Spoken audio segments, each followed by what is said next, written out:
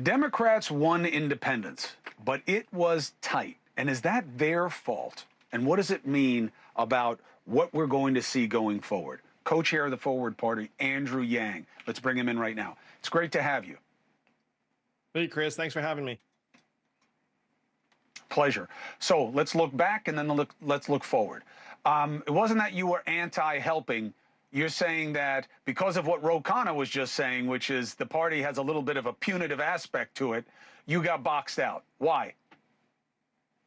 You need look no further than our friend Dean Phillips, who made the case that there should have been a competitive primary, and they continued to malign and ostracize him even after he was proven right. If you look at the DNC speaking schedule, Dean's a sitting member of Congress, but they decided, no, we're going to have you sit this one out to punish you, even though, again, he was making the right case. In my case, because I backed Dean Phillips, I was apparently put on a no-go list for the Harris campaign because I'd apparently crossed a line through my criticism of Joe Biden during that time when I was calling for him to pass the torch. I was hoping there'd be a primary. I thought the elevation of Kamala didn't put her in the strongest position. Independents came out like we haven't seen before. Now, there's probably something to the theory that a lot of them were Democrats who left because they wound up outvoting Democrats by identity and equaling Republicans. Harris won it in a slim way. Is this a watershed moment for our fellow independents? Oh, what's fun, Chris, is the Forward Party website traffic shot up, new registrations in states around the country shot up because people are realizing that politics as usual is not working, that America needs a sane third party.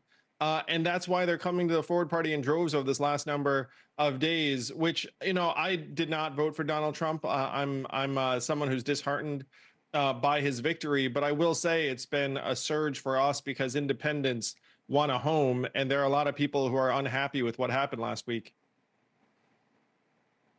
Elections have consequences. We're seeing them play out in his picks. He's doing what he said, which is I'm picking loyalists. I'm not going to mix up the team. I want my people. Bill O'Reilly says he wants basically, he doesn't put it this way, but I see it as a spy network in all of the agencies. What do you make of the choices so far, and what do you think it suggests about where we're headed? I agree with you, Chris. He's going to do what he said he was going to do. And for the folks that thought, oh, he's just bluster, these picks indicate that they were very, very serious about the agenda that they ran on. And we can expect to see it implemented in ways big and small in the days ahead. You know, I was joking with a friend. I said, this might be the best looking cabinet I've ever seen, but in that it seems like they're kind of chosen for their being telegenic. But I have to say, you know, I'm not sure how that bodes in terms of how the government's going to perform. Well, I think you're relying a little heavily on Noam and Hegseth there, but we'll leave that to another day. I think that they're really carrying the load there in the looks department, but that's okay.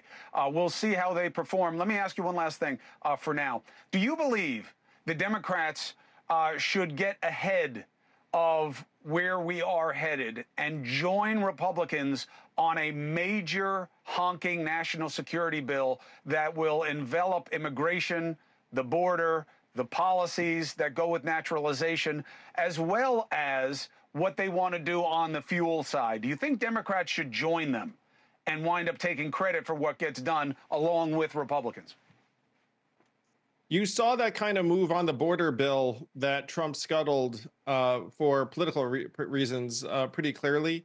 Democrats sense that the populace has moved in a particular direction. I think you are going to see some Democrats break ranks and join with them because they want to go to their constituents and say, look, we hear you, we're evolving, and we're willing to work to solve problems. That might be tough for some because I'm sure there are going to be elements of some of these Republican plans that some Democrats are not going to be able to agree with. The issue will beat them, though, and it will matter in the midterms. I think Schumer and Hakeem Jeffries should marshal the ranks and say, let's get in there and get as much of our stuff as we can in this bill so that they don't take complete ownership of it, because they could just run on that one issue in the midterms. Andrew, let's keep the conversation going. You are always welcome here. Your insight is invaluable. Love you. Good to see you. Thanks, Chris. Go Independents. Absolutely. It's the only hope is the independent critical thinker. That's our only hope, and it's a good one. Hey, thanks for watching. Go to joinnn.com to find NewsNation on your screen. And don't forget, click the red subscribe button below to get more of NewsNation's fact-driven, unbiased coverage.